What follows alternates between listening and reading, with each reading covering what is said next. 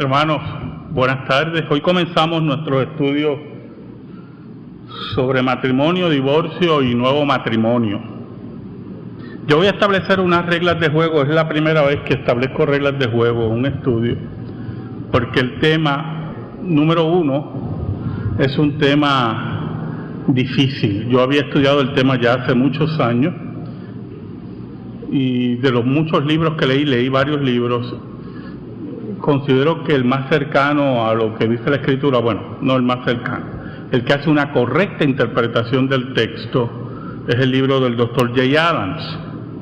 Pero nuevamente estuve repasando el tema para estos estudios y me di cuenta que el tema es sumamente difícil, en el sentido de que levanta pasiones y al mismo tiempo pues nos puede llevar a hacer preguntas que se adelanten. Y esa es la primera regla. Todos van a poder hacer las preguntas pertinentes, porque aquí se va a hablar lo que dice la Biblia, ¿verdad? Y no se va a ocultar nada, y además tampoco es un tema tabú. Pero necesito llevar un orden sistemático, un sistema para el estudio del tema de matrimonio, divorcio y nuevo matrimonio, para que entendamos por qué se discute el divorcio en la iglesia de hoy y cuáles son las bases bíblicas para lo que llamaría Jay Adams un divorcio bíblico. En ese sentido, yo he estado repasando algunos autores. Hace poco, prácticamente hace 3 semanas, salió un nuevo libro sobre el divorcio de John MacArthur, el doctor John MacArthur, y un libro muy interesante, el cual le tengo unas críticas, y aunque aporta al tema, creo que en unas áreas pues está un poco pobre en la exégesis del texto. Me sorprendió de John MacArthur.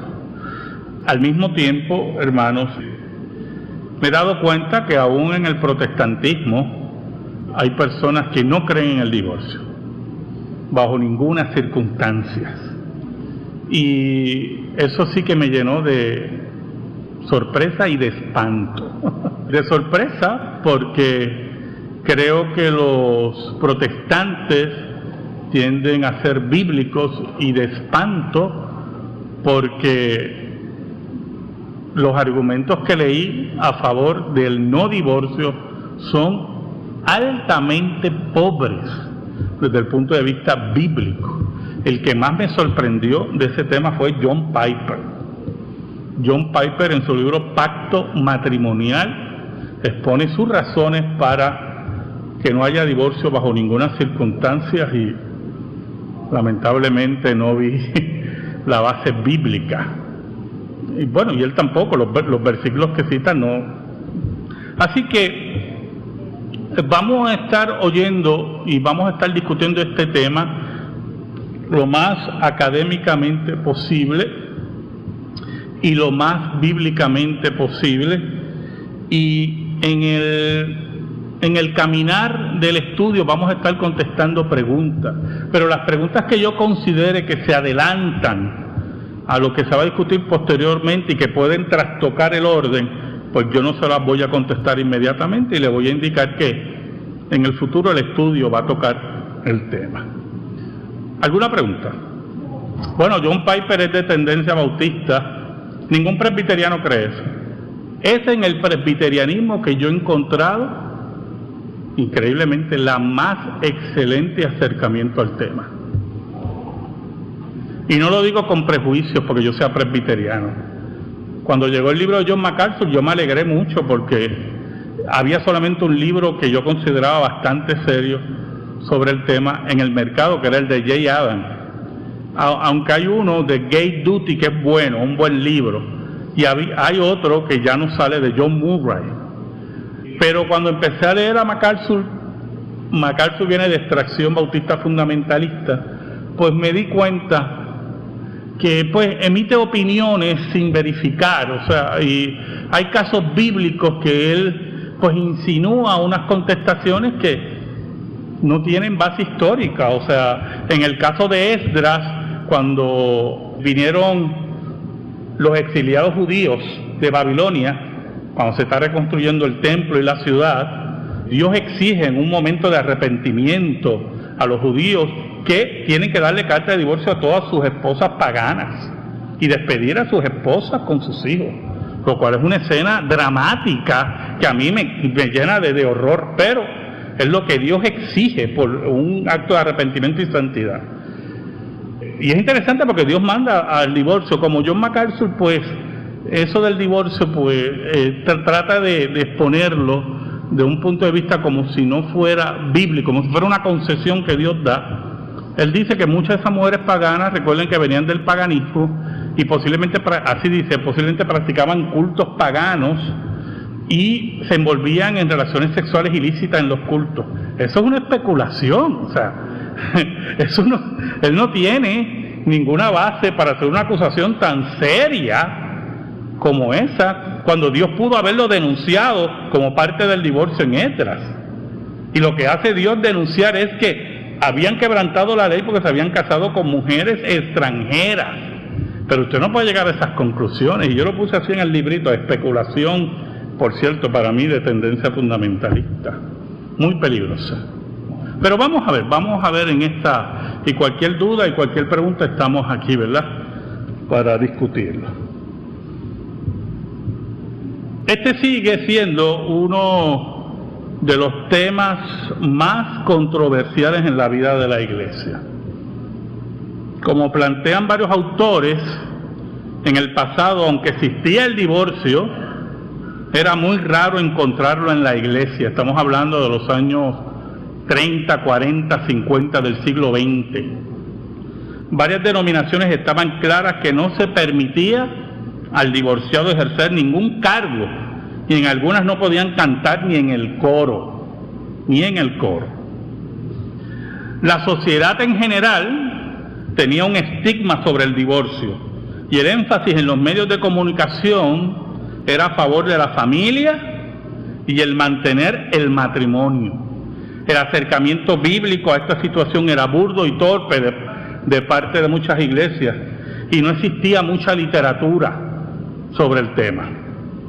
Y aún más, la discusión en los seminarios era muy pobre. En ocasiones, principalmente en los Estados Unidos, la institución familiar se dejaba al Estado porque él mismo defendía la institución familiar como base de nuestra sociedad. Posiblemente ellos no sabían por qué. Bueno, el Estado no sabía por qué defendía el matrimonio y la familia, ¿verdad? Y nosotros estamos claros que era la influencia del cristianismo que estaba presente. Muchas iglesias se relajaron ante una sociedad de alta moralidad, pero que no le respondía el rol de enseñar a la iglesia. Pero llegaron los enemigos de la iglesia. Esos siempre están por ahí, ¿verdad?, pululando. Enemigos de la iglesia y de Jesucristo. Los grupos lésbicos y homosexuales contra la familia nuclear. ¿Qué es la familia nuclear? La familia compuesta por un padre, una madre y unos hijos, y que se extiende a abuelos, tíos, bisabuelos. Los grupos lésbicos y homosexuales son enemigos de la familia nuclear. ¿Por qué? Porque no pueden formar una familia nuclear. Una mujer y una mujer no pueden embarazarse, y un hombre no pueden tener hijos. Por lo tanto, el concepto de familia nuclear va contra la filosofía lésbica homosexual para la unión entre ellos. Surgen los grupos, como dije, lésbicos y homosexuales. La maternidad es mal vista. Los grupos feministas, ¿cuántas veces enfatizan, hermanos, la maternidad como una carga, como si fuera una prisión para la mujer, como si fuera una carga innecesaria para la mujer que la limita en su rol, ¿verdad?, de echar hacia adelante como profesional y realizarse como mujer. Los matrimonios abiertos, los grupos swinger, los roles del padre y la madre violentados, y la solución mágica a todo esto: divorcio, divorcio y divorcio. La sociedad que antes hablaba del matrimonio y de la unión hasta que la muerte nos separe es la primera que denuncia y ataca a esta institución hoy. La ridiculiza, la llama anticuada y estimula el concubinato. El concubinato. Por lo tanto, hermanos, la iglesia fue sorprendida con sus defensas en el piso. Ya no era tan sencillo decir que los divorciados no tienen parte en nuestra iglesia. Eso no es ya tan sencillo. Un creciente número de estas personas empezaron a llegar a la congregación, porque el divorcio empezó a regarse, ¿verdad? Y otros lo experimentaban aún dentro de la misma iglesia. La iglesia verdadera entonces tuvo que volver al texto bíblico, porque antes la iglesia, si tenía 2 divorciados o un divorciado, pues eso era, y lo estigmatizaban y lo ponían a un lado, ¿verdad? Mira, aquí los divorciados, con mucho respeto, ¿verdad? En pocas palabras, lo que querían decir: no valen nada. Que ustedes no valen nada. Usted se sienta ahí, canta su corito, su himno ahí en la esquinita, pero no puede participar. Pero cuando el divorcio se convirtió en la nota, ¿verdad? Y la gente empezó a convertirse, pero venían con 1 o 2 divorcios, la iglesia no podía.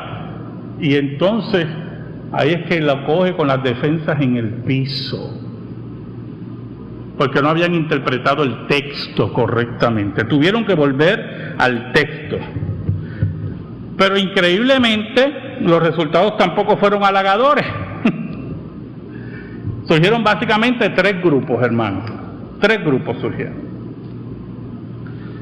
Está el grupo que mantiene la posición que el divorcio no existe para el creyente, que todo cristiano tiene que quedarse célibe aún después del divorcio, y solo se puede casar si ocurre la muerte de uno de los cónyuges. Esa es la posición también del catolicismo romano, y es la posición que nosotros consideramos que no es bíblica. Está el segundo grupo, es el que permite el divorcio bajo cualquier circunstancia. Cualquier circunstancia justifica el divorcio, cualquiera, principalmente bajo la excusa antibíblica que se acabó el amor. Esa excusa antibíblica y que viene del mismo infierno, pues se ha establecido como la premisa básica para accesar a los divorcios. Son intérpretes liberales que han introducido en la iglesia la vida de concubinato, el homosexualismo, el aborto y toda mundanalidad. Está el tercer grupo, que realizando una exégesis responsable de los pasajes bíblicos, encuentra que la Escritura plantea que hay unas razones para un divorcio bíblico y recasamiento. Esta es la posición de nuestra iglesia y la que hace justicia a la Escritura. Recuerden, ¿verdad?, que aquí yo estoy adoctrinando, yo no estoy aquí para que usted vea los 3 puntos y que usted escoja. Aquí no hay que escoger nada, aquí se escogió un punto y se adoctrina a la luz de ese punto, porque eso es lo que enseña la Escritura. Y yo lamento mucho, principalmente hombres como John Piper, que a la larga, hermanos, a la larga eso, cuando usted toma caminos que no son bíblicos, escuche bien, a la larga, con mucho respeto, eso le explota en la cara. Porque lamentablemente usted no puede decir que el divorcio no existe y de momento empieza la gente a divorciarse en su iglesia, porque es que van a haber varios, mire hermano, hay tanto diversidad de problemática en el matrimonio, que eso a la larga le explota en la cara y le va a explotar a John Piper. Y tarde o temprano, mire, yo me encontré una vez, le digo estas experiencias porque cuando no nos atenemos al texto, pues pasan estos problemas, ¿no? Yo tengo un amigo y una vez estuvimos discutiendo sobre el divorcio. Y él me dijo estas palabras y yo, mire hermano, estoy hablando de hace 20 años. Me dijo estas palabras que ya yo me doy cuenta cuando la gente no se atiene al texto y llegamos a la hipocresía. Así se lo estoy diciendo yo, y puede decir lo que yo lo dije. Estamos hablando del divorcio y él me decía que para él en todo divorcio las dos partes son culpables. Yo no, perdóname. O sea, yo no te puedo aceptar eso porque eso no lo dice la Biblia. Pueden haber divorcios que las dos partes son culpables, pero hay divorcios que una de las partes es inocente porque la Biblia lo dice. Y él me decía, no, eso no es así, y para aquí y para acá, siempre los dos son culpables. Está cool. Ahora, cuando le tocó a él, ¿me está escuchando? Cuando le tocó a él se tocó todas las puertas para él declarar su inocencia. ¿Usted me está oyendo? Entonces, como yo soy, ¿verdad? Pues yo le pregunto, pero ven acá, tú no eres el que me decías a mí que los dos eran culpables. Cuando no los atenemos al texto, ocurre lo que dijo Cristo, que con la misma vara que medís, vas a ser medido. Por eso es que el texto es lo que nos guía, hermano. Lógico, y no voy a seguir dando detalles, pero eso es lo que a mí personalmente, hermanos, con mucho respeto, con el respeto que le tengo, me hierve la sangre con la gente que no se atienen al texto, quieren encumbrarse sobre el texto. ¿Me está entendiendo, verdad?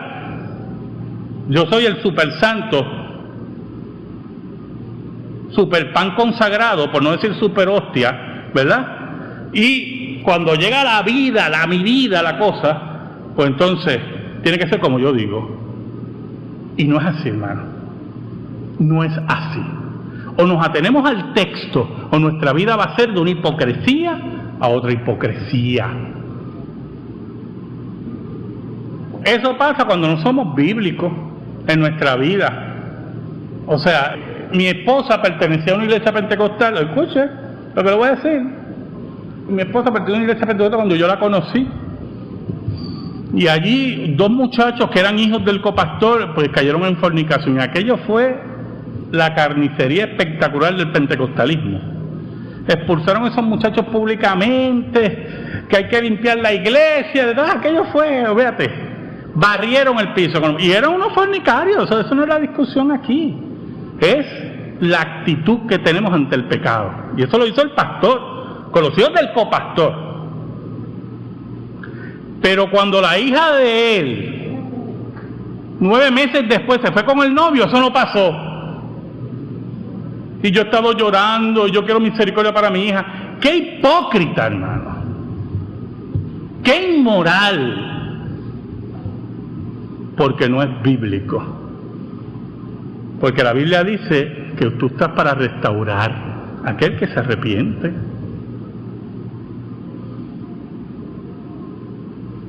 Y esas son las cosas que nosotros tenemos que aprender de la escritura, del texto, a ser humildes, ¿oyó? Por eso es que yo brego con la disciplina en esta iglesia como brego. Porque Pablo dice, la Biblia dice, que tú cuando bregas con disciplina tienes que mirarte en ese espejo, porque posiblemente algún día te toca a ti. ¿Oyó? Y yo soy un humano como ustedes. Dios me habrá llamado al ministerio y todas esas cosas, y yo me cuido bastante. Pero yo sigo siendo un ser humano, ¿oyó? Y esas cosas las tenemos que tener claras, hermano. ¿Alguna otra pregunta o comentario? Muy bien, seguimos. El presbiterianismo siempre se ha distinguido de ser una comunidad bíblica, históricamente el presbiterianismo. Creemos que la opinión de Dios siempre será lo correcto a la larga. Siempre la opinión de Dios será lo correcto a la larga. ¿Por qué decimos a la larga?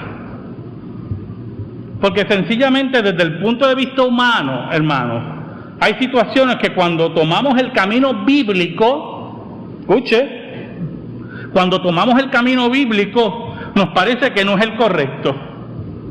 Nos parece, caramba, eso es lo que dice la Biblia, pero está como duro, está como esto, como esto. Y le cuestionamos a Dios su sabiduría. Pero eso es un engaño. Eso es un engaño. La solución de Dios será siempre la mejor. Siempre la mejor. Posiblemente se argumente que la solución que se esgrime es dolorosa. Mira, pero pastor o los ancianos, esa solución, yo sé que es bíblico, pero es dolorosa, es dura.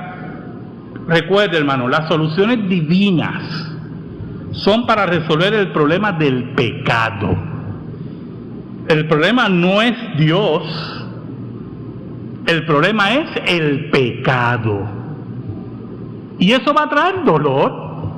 Cuando usted va a solucionar el pecado, eso va a traer dolor, porque el pecado es una enfermedad. ¿Y qué pasa? Cuando usted va a curar a alguien y es una situación, ¿verdad?, de salud precaria, va a causar dolor.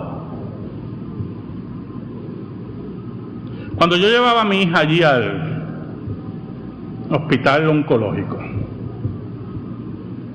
primero era quimioterapia. Ella se sentaba, yo estaba al lado de ella, leyendo, y yo, ¿verdad?, él le ponían su quimio, alguna vez se le quemaba, alguna vez se le causaba, y después de eso tenía que pasar a la radio. Mire, y era 10 segunditos de radio contra el cáncer, pero entonces el área se le iba poniendo negra, y le ardía. Pero hermano, esa era la solución. Cuando nosotros vamos a bregar con el pecado, la solución va a ser dolorosa, porque usted tomó el camino equivocado. Usted tomó el camino equivocado. Y las soluciones de Dios van a ser dolorosas porque el pecado tergiversa, daña, destruye todo el tiempo. No hay pecado que sea beneficioso. Si usted lo conoce, yo quiero conocerlo, porque la verdad, como el pecado gusta, ese pecado debe ser tremendo. O sea, no hay pecado que sea beneficioso. ¿Algún comentario o pregunta? Muy bien. Para hablar de divorcio, hay que hablar de matrimonio. Porque el divorcio es la disolución del matrimonio. Estos estudios no son sobre matrimonio, déjeme ir aclarando, ¿yo? Porque estudio de matrimonio es otra cosa. Pero como dicen varios autores, uno de los grandes problemas de los que se acercan al tema del divorcio es que no tienen un concepto bíblico del matrimonio. Es un gran problema que tenemos hoy. No hay conceptos bíblicos del matrimonio en las iglesias. El feminismo ha hecho mucho daño. El machismo ha hecho mucho daño al matrimonio. Y por lo tanto, nosotros tenemos que hacer unos acercamientos al tema antes de pasar al tema del divorcio. Por ejemplo, número 1. Tenemos que tener claro lo siguiente: Dios fue el que instituyó el matrimonio. Escuche bien, el matrimonio no es un arreglo de conveniencia humana, ni un invento de los seres humanos. No fue diseñado o planeado por el hombre. No fue algo que ocurrió en el curso de la historia, empezó la historia y un día una tribu, yo no sé de dónde, dijo, uy caramba, ¿por qué no inventamos esto del matrimonio? ¿Verdad? Y que lleguen a acuerdos y así, mira, se ponen se distribuyen las cosas en el hogar y yo no sé qué. Dios fue el que instituyó el matrimonio. Vamos a buscar Génesis 2. Todo en Génesis 2 y en Génesis 3 habla del matrimonio, cómo Dios lo instituye, ¿verdad? Pero en el versículo 18 del capítulo 2 de Génesis dice: y dijo Jehová Dios, no es bueno que el hombre esté solo, le haré ayuda idónea para él. Jehová Dios formó pues de la tierra toda bestia del campo y toda ave de los cielos, y las trajo a Adán para que viese cómo las había de llamar. Y todo lo que Adán llamó a los animales vivientes, ese es su nombre. Y puso Adán nombre a toda bestia y ave de los cielos, y a todo ganado del campo. Mas para Adán no se halló ayuda idónea para él. Entonces Jehová Dios hizo caer sueño profundo sobre Adán, y mientras éste dormía, tomó una de sus costillas y cerró la carne en su lugar. Y de la costilla que Jehová Dios tomó del hombre, hizo una mujer y la trajo al hombre. Dijo entonces Adán: esto es ahora hueso de mis huesos y carne de mi carne. Esta será llamada varona, porque del varón fue tomada. Por tanto, dejará el hombre a su padre y a su madre, y se unirá a su mujer, y será una sola carne. Y estaban ambos desnudos, Adán y su mujer, y no se avergonzaban. En el capítulo 3 vemos también la relación matrimonial. O sea, el matrimonio es el elemento fundacional de la sociedad humana. ¿Oyó? El elemento fundacional de la sociedad humana.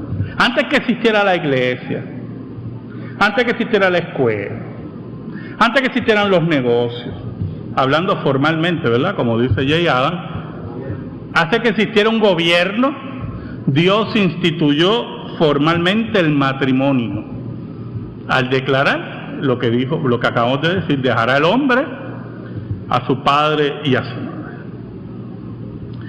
Mire, si el matrimonio fuera de origen humano, nos dice Jay Adams, los hombres tendrían derecho a descartarlo. Mira, ya esto ya ha cumplido su función, vamos a votar esto, cada cual, ¿verdad?, haga lo que dé la gana. Y el hombre podría hacer eso y ya. Y la iglesia lo respaldaría. Posiblemente dijera: bueno, pero es una buena creación, cosas así, pero eso no es así. El matrimonio, según la Escritura, va a estar hasta el fin del mundo, ¿yo? No va a haber un periodo antes del fin del mundo, no va a haber matrimonio. Hasta el fin del mundo el matrimonio va a estar instituido. Y el matrimonio no puede ser regulado por los caprichos humanos y los caprichos de ninguna iglesia. O sea, usted no puede estar diciendo: bueno, el matrimonio debe ser así, o asao, porque a mí me gusta que sea así. No, ¿qué dice la Biblia sobre el matrimonio? Y Dios nos ha dado direcciones. Si Dios nos hubiera dejado oscuras sobre el tema, pues nosotros ahí estuviéramos haciendo acrobacia. Gracias a Dios que no nos dejó oscuras, ¿verdad? Pero Dios ha revelado su voluntad sobre el matrimonio en las páginas de la Biblia. ¿Cómo no?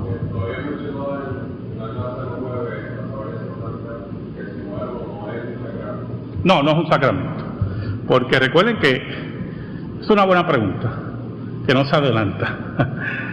Los sacramentos, desde el punto de vista bíblico protestante, son dos: bautismo y santa cena. Y los medios de gracia son la palabra, bautismo y santa cena, y la oración. Los sacramentos nosotros los vemos por aquello que instituyó Cristo, ¿verdad? Y el matrimonio fue instituido antes que Cristo viniera. ¿Verdad? Que el catolicismo romano le ha dado el concepto de sacramento, y por eso, que fue una cuestión que yo traje la semana pasada o antipasada, para el católico romano, todo el que aquí se casó bajo la iglesia evangélica, para el catolicismo romano, usted se tiene que volver a casar cuando se hace católico. Nosotros, como no creemos que eso es un sacramento, creemos que el matrimonio es un mandato universal. Y como dije hace 2 semanas atrás, si viene un hawaiano por ahí que se casó por un sacerdote hawaiano en una ceremonia hula hula, después que haya un registro para nosotros, porque es un mandato universal. Mira, hermano, ¿y la Biblia? O sea, antes que viniera Israel, no existía un pueblo así. La iglesia estaba en donde, en los patriarcas, en las comunidades de familias de los patriarcas, pero fuera de los patriarcas había un montón de naciones ya, y había matrimonio. Entonces no valía ningún matrimonio. Eso es un disparate, o sea, la lógica misma. Usted dice que eso es un disparate, pero la Iglesia Católica, con ese afán de poder y de control, pues entonces llega a la ridiculez. A la ridiculez. No sé si contesté la pregunta. Peter, ¿cómo no? O sea, en la época que los mormones practicaban, entonces, o sea, pues la poligamia, ¿sabes? Ah, pero eso no es matrimonio bíblico.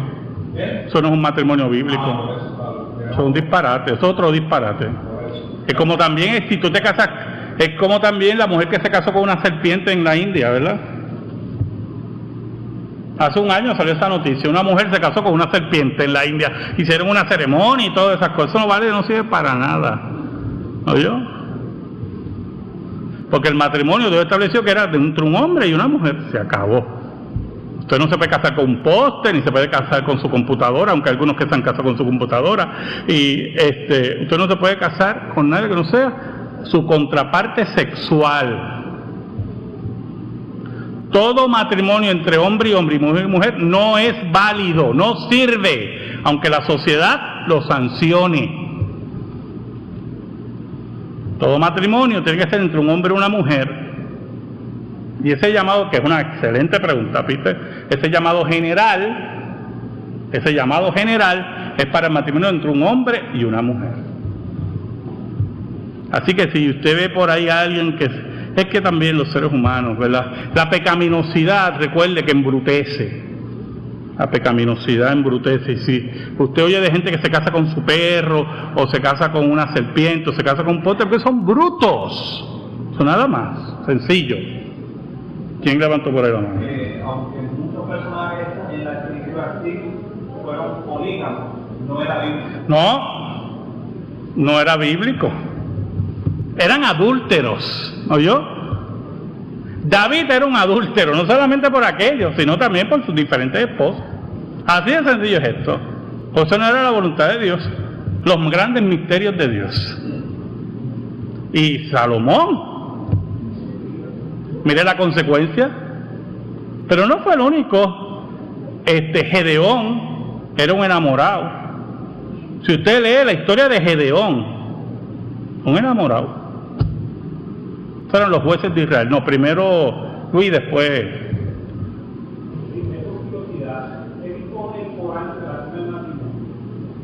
Que te puedes casar hasta por 4 esposas. No, eso no lo dice el Corán. Eso es un invento después de los musulmanes.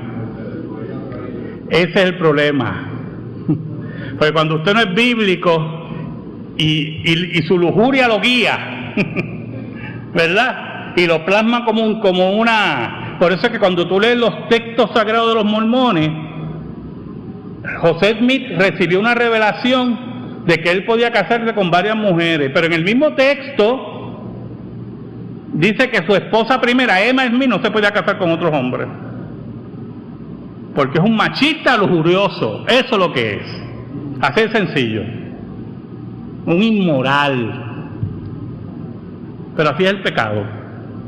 Dime. No, hablando de David, a pesar de todo eso, dice que su corazón era... Claro, si era Dios.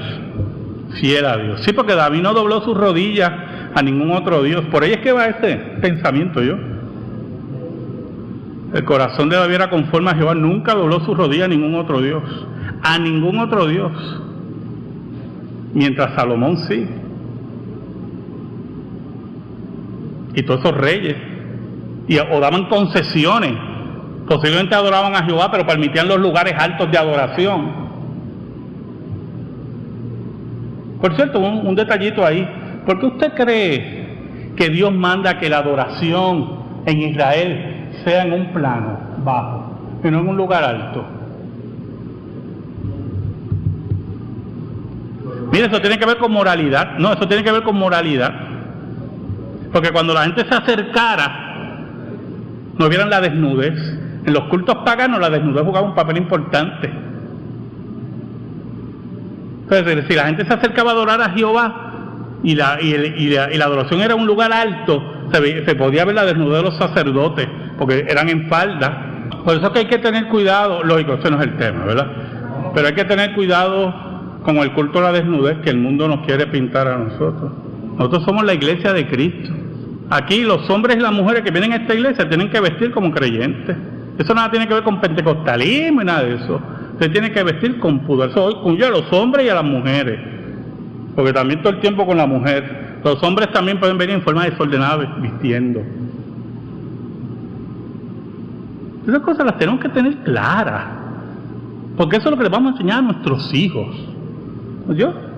Ese concepto que la mujer tiene derecho, que aunque la mujer camine desnuda por ahí, el hombre no la tiene que tocar, en un principio es verdad, pero la mujer no tiene que andar desnuda en la calle. Se acabó, eso lo dice la Escritura, tiene que andar como una mujer creyente, porque sus partes son de su esposo. El dueño del cuerpo de la mujer es el marido.